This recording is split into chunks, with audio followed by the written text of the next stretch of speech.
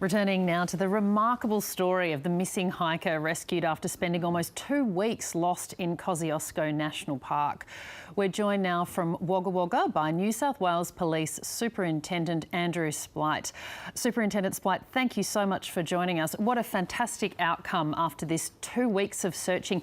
Can you give us a bit more detail on how Hadi Nazari was found in the end?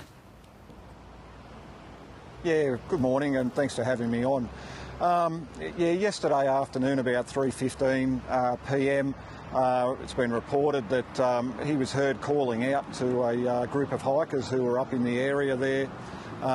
They'd heard those calls for assistance and went over and located him there, and he disclosed to them that he'd been lost in the bush for a fair bit of time and that he was thirsty, and they gave him some fluids to hydrate him and then called the emergency services, and we had Polair in the area who attended and picked him up and conveyed him back to the command post. And on the way back there he contacted his family by phone, and obviously they were very, very relieved, as were we, that he'd been safely located.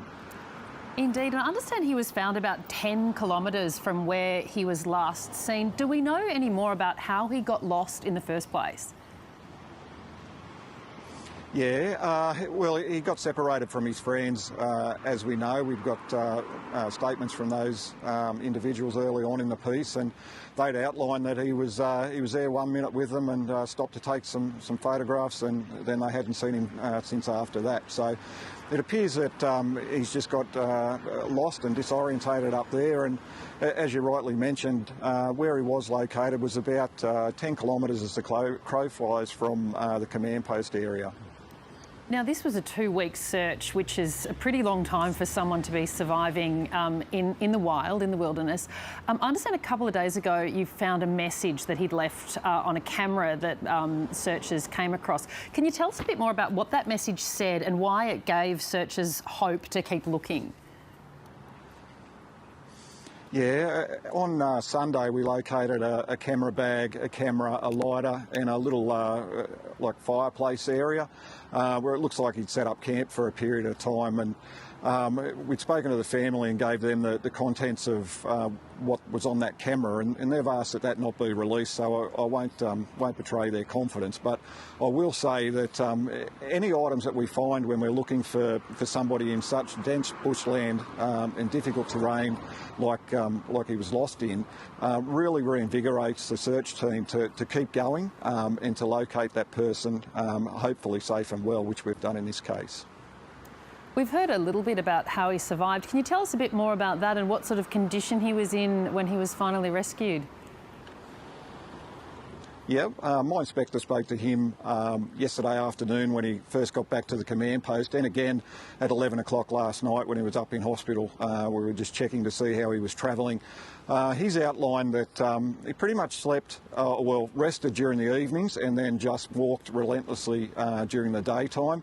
He was able to keep himself hydrated from the watercourses and the creeks and so forth up there in the high country, and also looked for berries and that sort of thing, which obviously sustained him.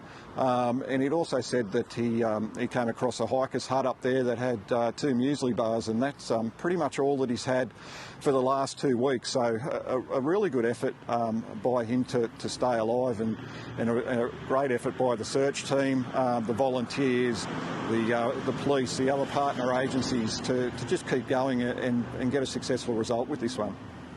Yeah, it's a remarkable outcome. And just finally, what is your advice to anyone who might be hiking, who might find that they've got themselves lost or become disorientated?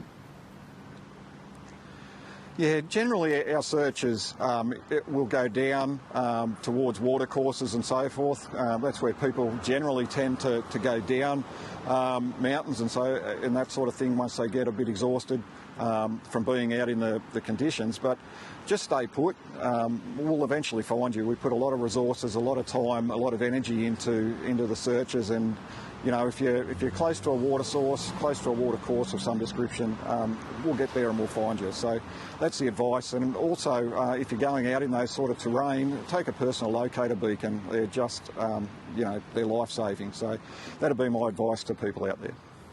Superintendent Andriew Spliet, thank you so much. Thank you.